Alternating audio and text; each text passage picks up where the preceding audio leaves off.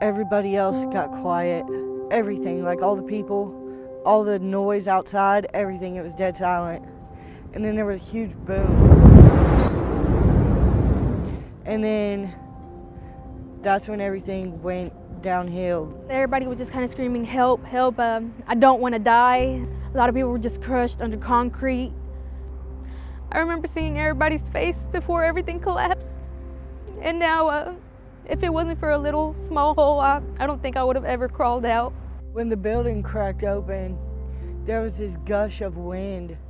It was like the most powerful, it popped my ears. Wind just, it was so loud, and it was like in your head. All I could think about was my 2 baby boys, and I said, I need to get out of this. How can I not? I have to get out of this, Jennifer. For your kids, you need to get out. And if it wasn't for that, I think I would have still been stuck under there, and hopefully just hoping they would find me. The building settled and the storm moved on. It was the scariest, loudest silence you'd ever heard in your life. The only noise you could hear was the screams of the people that were trapped underneath.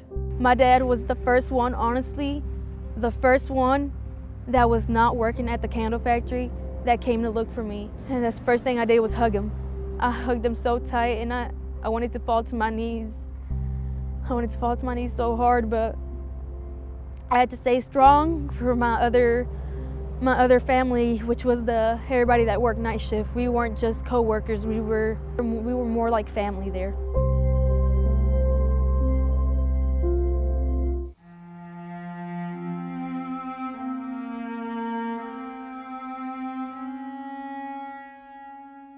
The code red went off on my phone at about 4 minutes until 3.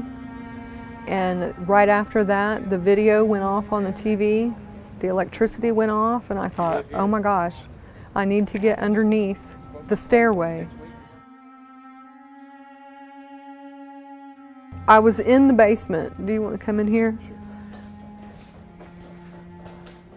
Where that wall was, there was a TV in front of it, and there was a bed down here, and I was there watching TV, and the code red went off.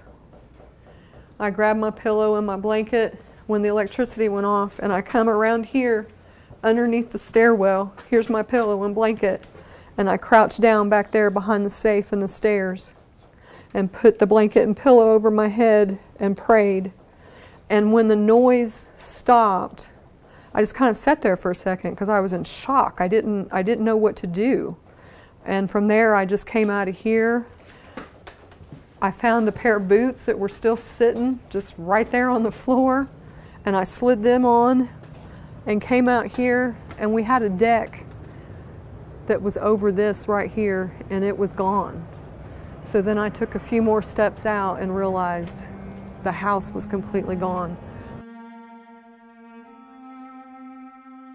This community is absolutely amazing.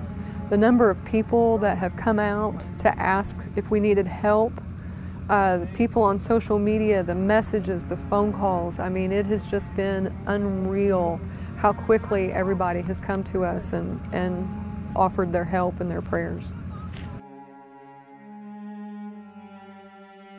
We're from Central Indiana, and when we moved down here 9 years ago, we knew that we made the right decision because these are just the best people that we've been around, and I mean, that's all you can say. They're just amazing. This is an amazing community.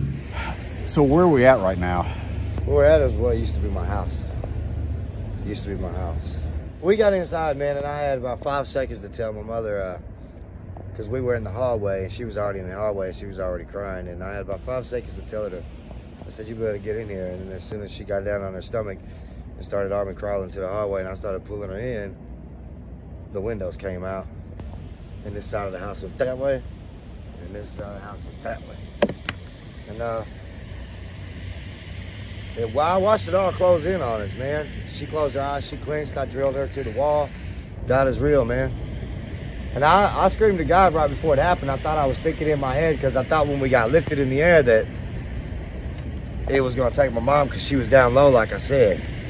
And I screamed, please God, no. And then when we got when I got her to safety, my lady and my mom told me that. But when I screamed that, we got set down. I mean, her legs was in the air, man. I was holding her. So, and then when we crawled out, I pulled down, right? Pulled down the stuff off of us, and we crawled out. All we heard was screams. We call it crosstown. Crosstown, that's what we call it, man. So when you hear crosstown, you know where you're coming to. It's primarily a black neighborhood. It's called crosstown, and this is where we was all raised. We all grew up at, man. So this is why it's important to us.